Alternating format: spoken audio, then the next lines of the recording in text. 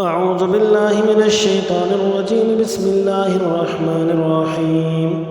وقال الملك إني أرى 7 بقرات سمان يأكلهن 7 عجاف و7 سنبلات خضر وأخر يابسات يا أيها الملأ أفتوني في رؤياي إن كنتم للرؤيا تعبرون. قالوا أضغاث أحلام فما نحن بتأويل الأحلام بعالمين. وقال الذي نجا منهما وادكر بعد أمة أنا أنبئكم بتأويله فأرسلون. يوسف أيها الصديق أفتنا في 7 بقرات سمان يأكلهن 7 عجاف و7 سنبلات خضر وأخر يابسات لعلي أرجع إلى الناس لعلهم يعلمون. قال تزرعون 7 سنين دأبا فما حصدتم فذروه في سنبله إلا قليلا مما تأكلون. ثم يأتي من بعد ذلك 7 شداد يأكلن ما قدمتم لهن إلا قليلا مما تحسنون. ثم يأتي من بعد ذلك عام فيه يغاث الناس وفيه يعصرون. وقال الملك ائتوني به فلما جاءه الرسول قال ارجع إلى ربك فاسأله ما بال النسوة اللاتي قطعن أيديهن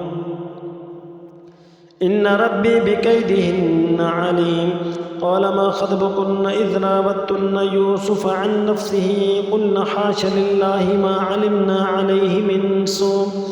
قالت امرأة العزيز الآن حصحص الحق أنا راودته عن نفسه وإنه لمن الصادقين. ذلك ليعلم أني لم أخنه بالغيب وأن الله لا يهدي كيد الخائنين. وما أبرئ نفسي إن النفس لأمارة بالسوء إلا ما رحم ربي إن ربي غفور رحيم. وقال الملك ائتوني به أستخلصه لنفسي فلما كلمه قال إنك اليوم لدينا مكين أمين. قال اجعلني على خزائن الأرض إني حفيظ عليم. وكذلك مكنا ليوسف في الأرض يتبوأ منها حيث يشاء نصيب برحمتنا من نشاء ولا نضيع أجر المحسنين. ولأجر الآخرة خير للذين آمنوا وكانوا يتقون. وجاء إخوة يوسف فدخلوا عليه فعرفهم وهم له منكرون. ولما جهزهم بجهازهم قال ائتوني بأخ لكم من أبيكم ألا ترون أني أوفي الكيل وأنا خير المنزلين. فإن لم تأتوني به فلا كيل لكم عندي ولا تقربون. قالوا سنراود عنه أباه وإنا لفاعلون. وقال لفتيانه اجعلوا بضاعتهم في رحالهم لعلهم يعرفونها إذا انقلبوا إلى أهلهم لعلهم يرجعون. فلما رجعوا إلى أبيهم قالوا يا أبانا منع منا الكيل فأرسل معنا أخانا نقتل وإنا له لحافظون. قال هل آمنكم عليه إلا كما أمنتكم على أخيه من قبل فالله خير حافظا وهو أرحم الراحمين.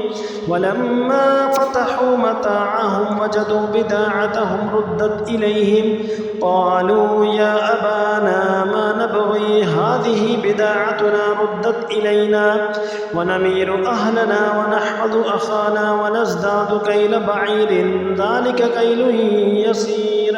قال لن أرسله معكم حتى تؤتون موثقا من الله لتأتونني به إلا أن يحاط بكم.